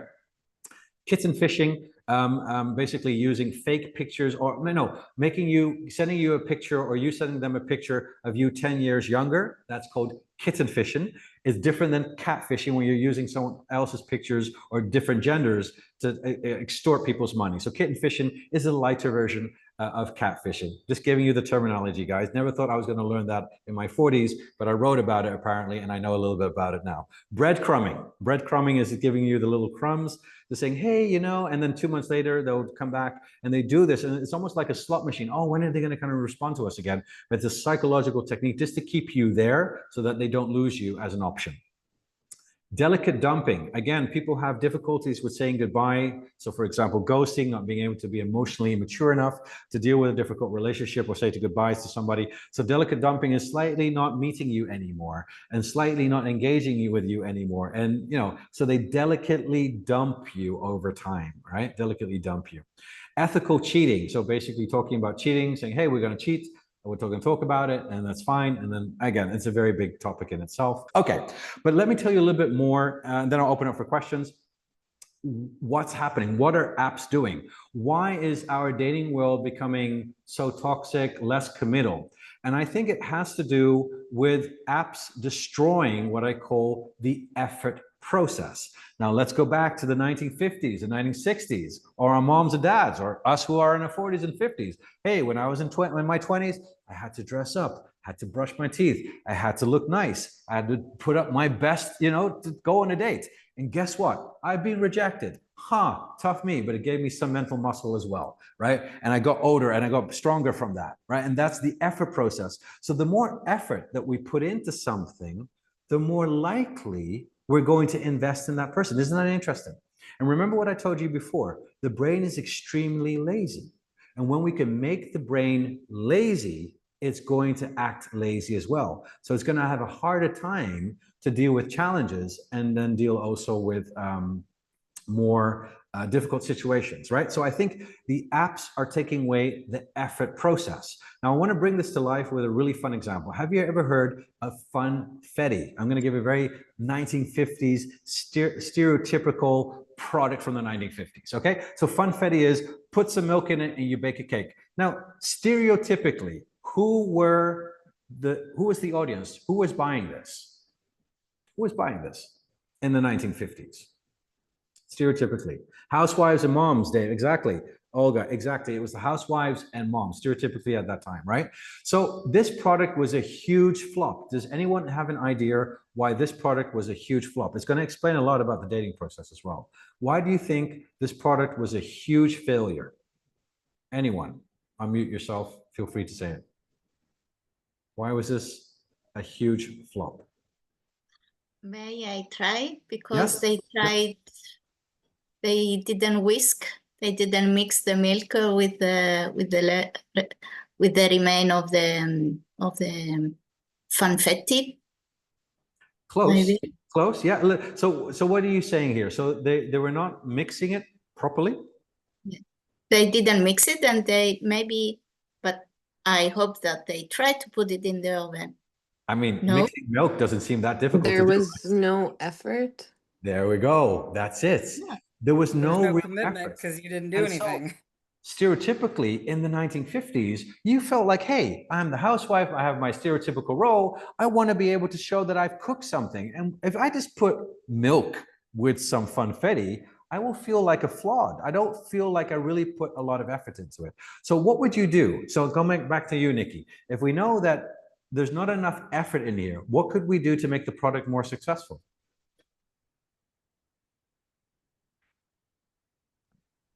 I don't know, sugar. No, sorry, I don't know. Anyone else? Anyone want to give it a try? Anna, what would you do in this case? Like, how could you make this product more successful, understanding that the effort process is missing here? Give instructions. Probably make it more difficult to make. Yeah. Okay. Yeah. Dragan. Add more. Okay. So go ahead. Finish off. Yeah. Go ahead. Go ahead. Just add more ingredients that need to be used. Okay. Yeah. So exactly. And so that was what the missing point is. Add and measure your milk. Add some eggs and add some salt. And now all of a sudden, people love the product because, hey, I'm capable of actually cooking or baking a cake. So isn't that interesting? Adding a little bit more effort into the process actually made people feel more psychologically fulfilled.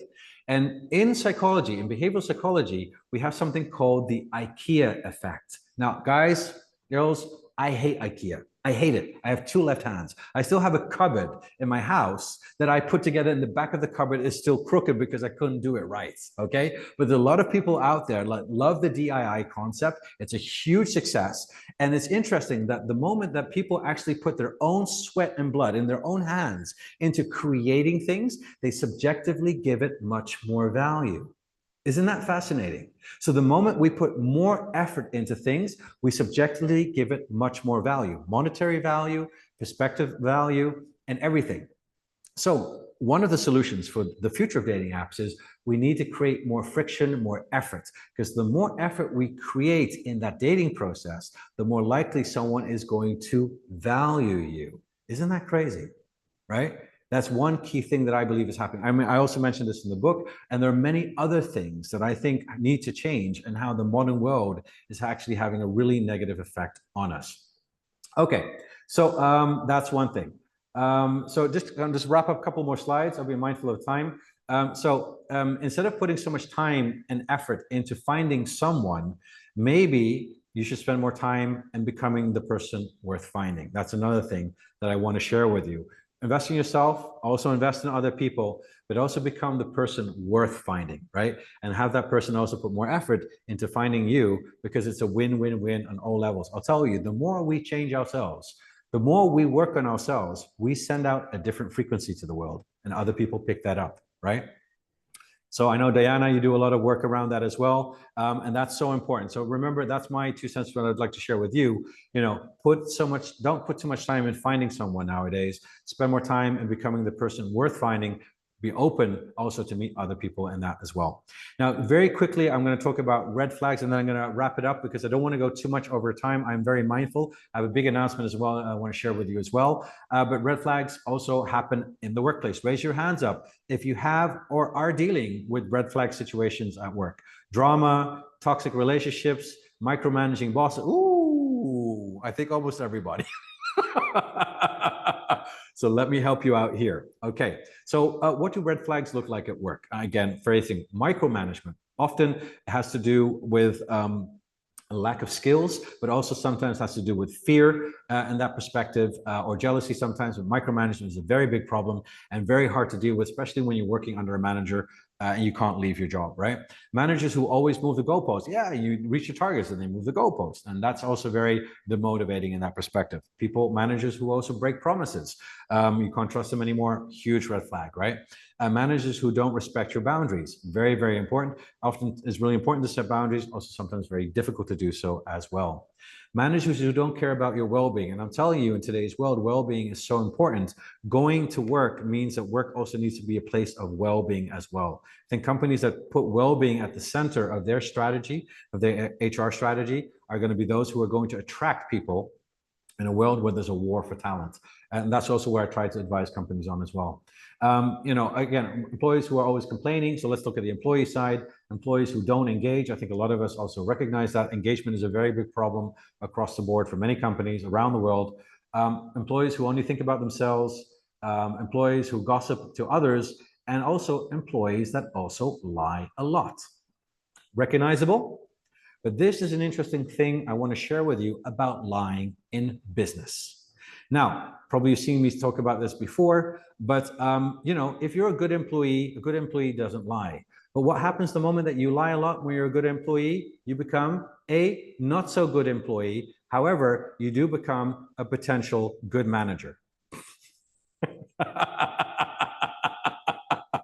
But eventually, as a good manager, you tend to lie so much that people don't believe you anymore. And that's not good for management either. So eventually you'll have to move out of management. And the only possible place for you to go after that is sales. So then you move into sales because you lie so much. But eventually you lie too much. And eventually that lie, people don't want to buy from you anymore. And the only hope for you, ladies and gentlemen, after sales is move into HR.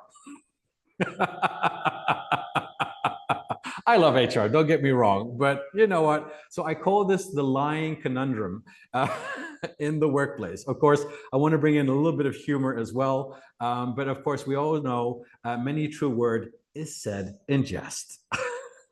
I love HR. If you're HR, I love you, don't worry. But we know you don't always tell the truth. So we're gonna play a quick red and green flag game, and then I'm gonna cut it there. So do you like to play a game? I think you all like to play a game, okay? So I'm going to ask you, is this a red flag or is this a green flag? Okay, so you write it out or you can scream it out. Let's get the voice up a little bit because I know we've been 1.5 hours in this session. So amazing that everyone is still here. And I'm promising I'm going to get through these slides very, very quickly. So red flag or green flag? When your manager says, this company is your family. Red flag. Red flag, yes. Your family is not, your company is not your family. They pay your bills. And of course, they use this to manipulate you to overwork, don't get compensated for the other, and actually sometimes also make you do bad stuff against other employees because you're part of the family member. Social identity, social psychology is very interesting. It helps you to understand why people do the things that they'd normally not do, but other people tell them to do. Very good. Workplace activity, engaging in office politics, red or green flag? Red flag.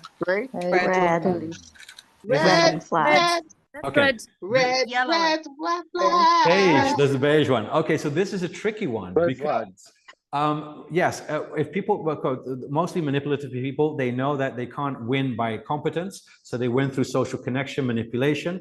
And if you don't understand that, guys, I'm telling you, girls, also good results will not always get you the best results in organizations, okay? It gets you so far, but you need to play the social game and the political game. So I want you to become more aware of the politics of building your reputation, managing yourself, staying away from toxic behaviors, neutralizing them, also building partnerships. So in one way, embracing organizational politics as a skill set, I think we all need to do. I teach that as well. Also how to do that effectively and how to neutralize negative effects, negative counter or negative attacks in the workplace. But there are people there that really, and again, people with narcissistic personality disorder, psychopaths, as I said before, the prevalence of them in the general population is 1%, but in the boardroom, it can be as high as 5 to 15%, right? And in companies. So it's just not, you don't only find psychopaths in jail, you also find them in the boardroom. So be aware of that and also understand that you also need to learn how to deal with them. And sometimes understanding the political game is absolutely important. Gossiping about other people at work, red or green flags? Red, definitely. Red. 100% red flag. When your manager checks in regularly with you to see how you're doing. Red. Red. Green. Green. Depending. Red is micromanaging. Red. Beige. What happens when you mix red and green? Then you get purple. confusing. Beige depends Okay. how It could they be do beige. it. A colleague who always wants to take the leading role in activities. Red. Red. Okay. Beige. Yeah. Depends. Okay. Did somebody say beige? Okay, so the last slide is so that was just on the workplace, but the last slide here is also how do we recognize when we are the red flag? And I know for some this is a red pill to swallow, it's a hard pill to swallow sometimes, but I want to give you some examples and I want us to be more reflective because we all have red flags, right? And it's really good to acknowledge them, especially when we see other red flags in people. Remember, ask yourself, what does it say about you? So here are some examples of when you see something in someone and psychologically, it might be an indicator that you might be the red flag. So when you say my relationship is boring, some relationships could be very boring, right? But when you think it's boring, it's because it's kind of predictable and it's stable and you think it's boring. Well, then, ladies and gentlemen, that stable relationship is boring because your brain is so used to the volatility of past relationships or your past upbringing that you're not used to the stability of a relationship, right? And I want you to, not everyone realizes that. And sometimes people find themselves in a really healthy, stable relationship and they create drama on purpose just to have more of that volatility because their brain, neurologically, your brain can get really used to that. Or sometimes even leave a healthy relationship because they miss the volatility in that perspective, right? So that's just, I mean, there's many explanations, but I just want to give you one possible explanation to what could be underlying it from your perspective. Don't be so clingy, you might say to a partner, but maybe this could reflect that your own fear of intimacy or avoidance tendencies, or avoidant tendencies rather than their behaviors being actually problematic. So maybe you have a problem with intimacy. That's something for you also to reflect on. And again, something you can work on, but be mindful of that, right? So that's something to be mindful of. Why are you so sensitive? Oh my God, maybe we said that before to a partner. What could that actually mean? Maybe you're being too rude and not respecting someone's boundaries to the point that they're actually getting upset and making them feel like they are actually sensitive. Could be also a bit of manipulation there as well. You are so controlling. What does that actually mean? Well, it could mean that your unreliability or lack of accountability necessitates your partner to request a little bit more structure in the relationship, right? So again, doesn't mean that much about, this is to the person that is actually being, is showing red flag behavior, but then saying that they're so controlling and not realizing that. So again, the list is not exhaustive. There's many more examples, but again, what I wanted to show you with this is that, we might sometimes, see a red flag in other people, but eventually we might be the red flag. But don't worry, why this happens neurologically is that our decision-making is not always fantastically rational. We don't always make remember, we're Homer Simpson, right? We don't always make the best decisions. We're emotional at times. It is what it is. And what impacts us? upbringing, past experience, culture. I talked about schemas today and how they affect our decision-making, how we react emotionally to things in our lives coming from past experiences. I mean, it seems very deterministic. It's not that deterministic, but there's very interesting factors that actually kind of we can take from the past and actually help us to better understand where we are today. Our mood, biases, events, situations, and environment can also impact our decision-making. And of course, also trauma and uncertainty and many other factors can also affect us.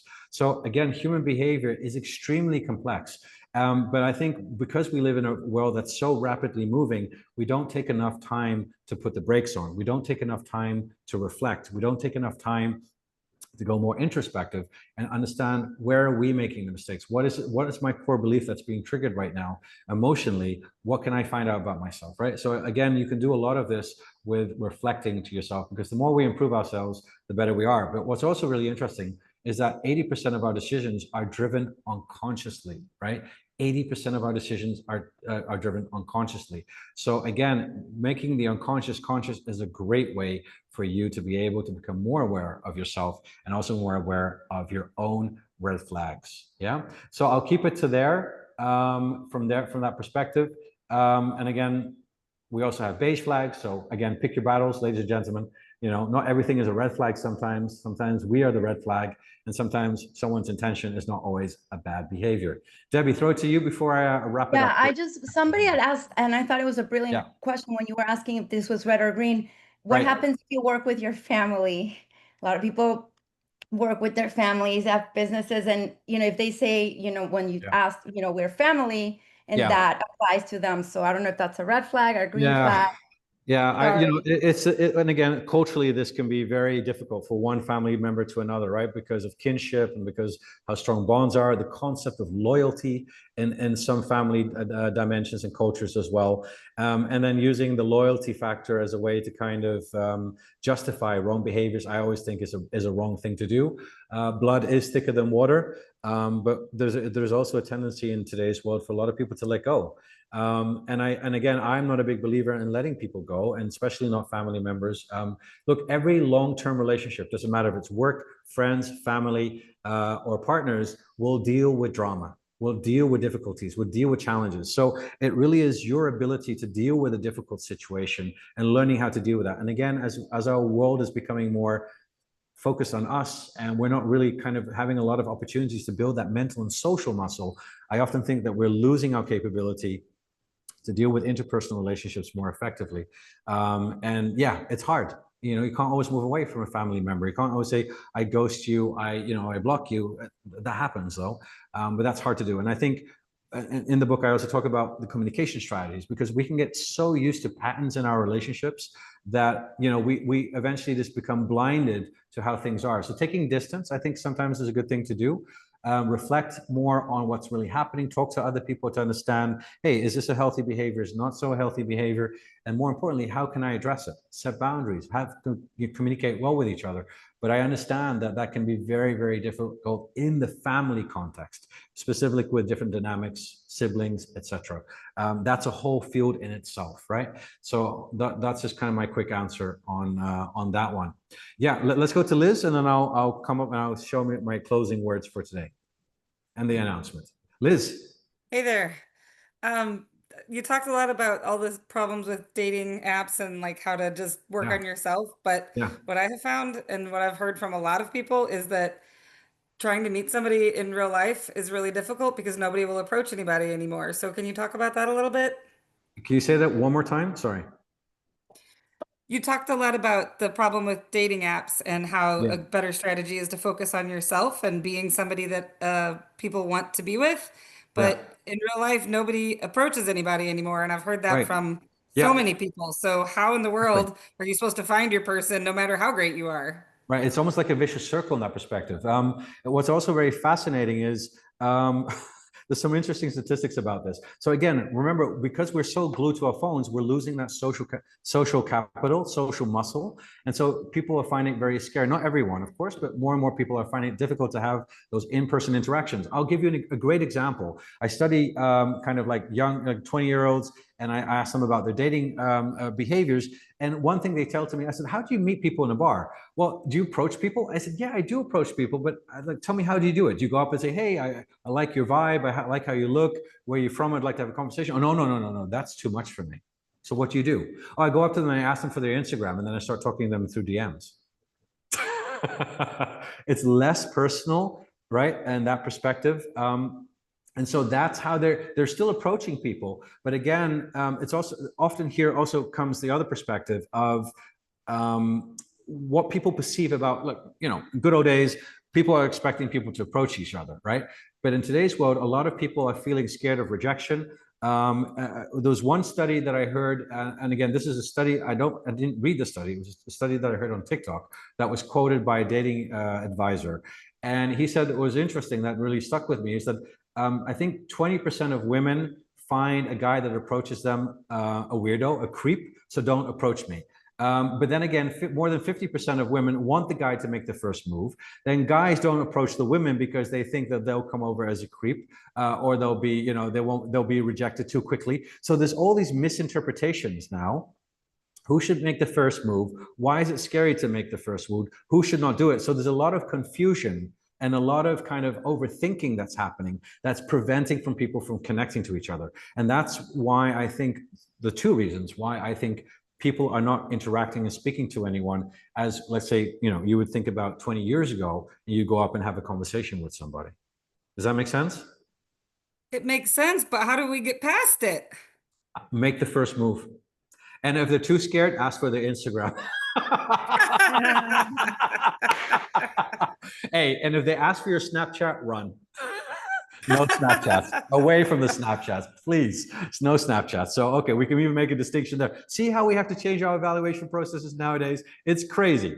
Okay, so before I get to the big announcement, some closing words on today's session. By the way, did you enjoy it? It was a good session for you guys? I think I've kept almost everybody. So that means we're doing really well. Okay, some closing words here. So in today's digital era, mind power is everything, ladies and gentlemen. Mind power is everything. We are heralded for making quick decisions, and we need the red and green flags to help us. So there's a positive to this. But also we need to understand that making quick decisions can also trip us up and even make us mentally weaker, right? Can even make us mentally weaker. Modern dating has become extremely challenging, where it seems we are practicing more for divorce than we actually are practicing for marriage, looking for something for more long-term. So knowing also how, number 4, knowing how to identify red flags at work is not only important for your career success, but also for your mental health, setting boundaries, understanding how to build healthy relationships, especially in workplaces where it's hard to go away. Number 5, I think we need to slow down our thinking more to make better decisions and to also know ourselves and others better. The red and green is also a process. I skipped this part in our slide, but red actually means, in my book, reflect, engage, decide. Don't run away when you see the first red flag. Engage with it. What does that red say about you? What else we need to know about the other person? Because maybe that other person isn't such much a red flag. And green stands for genuine, reliable, elevating, empathetic, and nurturing. And then if we evaluate those behaviors, then we can see they're a green flag. But let me mention something about that. When something is green, remember our brain was made for survival, we sometimes neglect it. And sometimes people show really good behaviors to us. But if we don't nurture those behaviors, they might turn into red flags in the future, or they disappear. So I also want to emphasize, nurture the green behaviors, acknowledge people's good behaviors. Don't only focus on the red flags, focus also on the green flags. And finally, modern day psychology can help you find love, be more resilient and more successful, and also help you to build much more stronger connections around you, loved ones, family, you name it. So I hope that today's masterclass on red flags and green flags, the psychology behind it, the reasons why I wrote the book, and also how behavioral psychology can help you to become a much more better person was insightful, and I was able to inspire you to even take this even further. So I just want to say, before I wrap it up, we're going to take a picture together again, right? Before we wrap it up, I want to say one big mega thank you for being here today and for giving me your time. Thank you so much. I hope it was valuable. It was interesting to you. Big round of applause, everyone. Super. Should we take a quick picture before I share with you the big announcement? Yeah. Okay. So 1, 2, 3. Wait, let me do this with my hands. Okay, let me go to the next screen. Put your cameras on if you don't have your cameras on so we can get you on there. 1, 2, 3. Now a crazy one. It's funny how we always do that with the hands. Now the thing that I want to share with you, are you ready for the announcement? Yes. Yes. Doesn't matter how many degrees I have in the world, I'll still dance on social media. Okay, so the thing that I want to share with you guys, over 1 year ago, I started Self-Mastery Community. I have some of my community members here. So Debbie is here, Nadida is here. Everywhere you see founding member, Diana is here. All founding members, they've all been part of when I started up the community 1 year ago. I said, I don't want to grow it. I want to keep it small. I want to learn what works, what doesn't work, so that we can really create a community. And I can say very proudly that we've created a super supportive, very creative, very learningful community where we're learning, growing, sharing, and becoming the best versions of ourselves. And so many people are here as well to talk about that, and something I'm very proud of us. So the community now we're kind of bringing out for the first time to everybody. You might have seen this video before. Put this bit down a little bit. So why are people joining? Because people feel a lack of motivation. This is something that I see over and over again with people on social media. That's why sometimes we go to social media. Hard to find or achieve our goals. We want to build relationships. Okay, I'll stop it there. And want to succeed in their careers. Many things that we're looking for, but we're not finding that in school. We're not finding that in people around us. And that's why, as a professor, I've been teaching for many years, but these are life skills that we're not teaching people in the classroom. People are paying $50,000 to be in the classroom, but they're not being taught the life skills that we need to have, especially how to deal with a modern day world and the psychology and the techniques and the strategies that can help us to do that more effective. So what will you find in this in the community? Classes like this. I do classes like this weekly, bi-weekly, different topics. Red flags, green flags. This is an ongoing course that I've been teaching since last year. How to become the best version of yourself challenge. It's a 6-month challenge. The people here have all been through that. It's been a phenomenal 6 months where people worked on their personal goals, what they wanted to achieve, career-wise, relationship-wise, personal development-wise. Phenomenal. We're going to do that again in December. I'm also going to be teaching a class of one of the very few professors in the world that actually teaches you about politics. So in November, we're going to start how to build your political intelligence in the workplace. Is another course that we're going to be doing in the community. Another course that we're teaching right now, and we're kind of three modules in, is how to use psychology to advance your career success. So I talk about all these tactics, about the IKEA effect, all these different effects that you can use to apply and also to advance your career success, from motivation to psychological profiling. Everything that I talk about, also all of my experience that I bring from my own kitchen into this classroom, and other classes that we're going to be doing I think early next year is going to be the psychology of well-being. And then we're also going to talk about artificial intelligence and how to use that to your benefit, because a lot of people feel scared about that. So as you can see, very rounded courses, really, really interesting. And the engagement is just as today, as you've experienced today in this class. We're also going to have expert sessions. I think a couple of 2 months ago, we had a clinical psychologist come in, a friend of mine. She talks about trauma and how trauma affects your potential, and gave really powerful strategies on how to deal with trauma in that perspective. So she came in from that clinical side and talked about that, provided a lot of really, really cool insights. So it was a very powerful session, and we're doing many more expert sessions that we bring in from the outside to come and talk about. I think Vig, he's also here. He talked about, for example, what about neurodiversity and love, and how does that affect each other, and how do we find more success? So those are really interesting topics that I want to find experts to come in and also talk about within the community. High quality videos. I've done a lot of podcasts, and all the video recordings are also there for you if you like to listen or like to watch. Be adding more. Every month, we also have our office hours. We get together and talk about anything we want. Anything we want, like today, we talk about it, throw it out, 1 hour, we sit together. It's not just me, but we're all learning and talking with each other about these different topics. There's also self-mastery toolkits and psychometric assessments, some that I built myself, other ones that are out there to help you better understand how you think, how you behave, and also how you can improve. And last but not least, of course, a really amazing community. My community members, raise the hands up. Adina, I see you here as well. Debbie, Diana, Big, everyone's here with us, right? Multiple people here. Nadida. So here to also give you a perspective of the community. So what's it cost? Okay, there's a cost to this. We're giving a special pricing only because we're just opening up now after 1 year of being working together, and we're going to offer it at a very super discounted price. So only 39 euros a month. It's not that much at all. You can cancel anytime you want. And of course, we're going to offer you a 14-day worry-free free trial. So no upfront payments, cancel anytime you want. Come and try us out. So if you really enjoyed this, you know, normally I don't sell anything, but I'm so eminent and I believe so much in this community and what I want to achieve and what I want to achieve with people. And the people here that are with me have already been with me almost 1 year, and we've all grown together. So I just wanted to show you that there's actually proof in this pudding as well. Again, here's some of the, so Adina's here as well. And I think also Maria's here as well, I'm not sure. Also provide their own testimonials about this. Anyway, so some of the benefits about, of course, the community. Now, if you are interested in it, here's the link. I'm sharing the link with you. Has a brief description over here of this. And if you'd like to be part of this, I'd love to see you there and come be part of this. If you enjoyed this masterclass and you'd like to have more of these, weekly or bi-weekly basis, learn more, go deeper, talk about things that you're dealing with. As a group, we also support each other a lot in that perspective, and I'm getting a lot of joy out of it as well. Not only being there as a facilitator, we learn so much from each other. So if you're interested, I would love to have you come and join. I would say come and try it out. It doesn't cost anything at all. That's especially because I'm doing this for my masterclass participants. I'm not opening this up to anyone else. It's only for people that want to be here, want to learn, want to grow.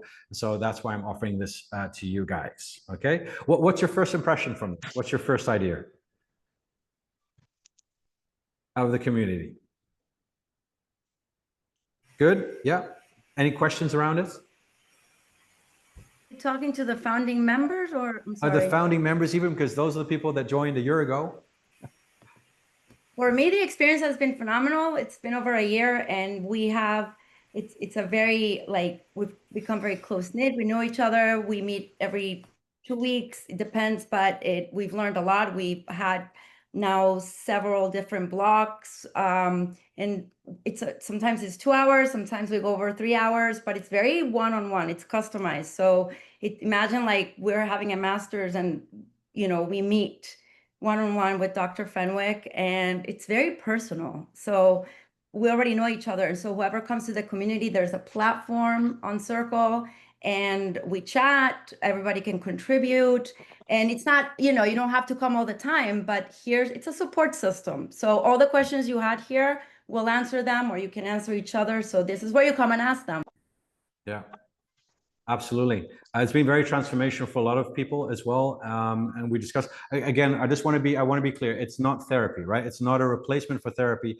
It's an educational space. It's a community space where we grow, we personally develop. I teach a lot. I take a lot of high quality teaching and bring that into the community. And I really give you those life skills, those things that we're not really learning basically in a school environment, right? But it was really, really important for us to kind of become better people, but also know how to navigate a modern day world. So that's the main focus there. And again, this is just a highlight of what the community, what that's about.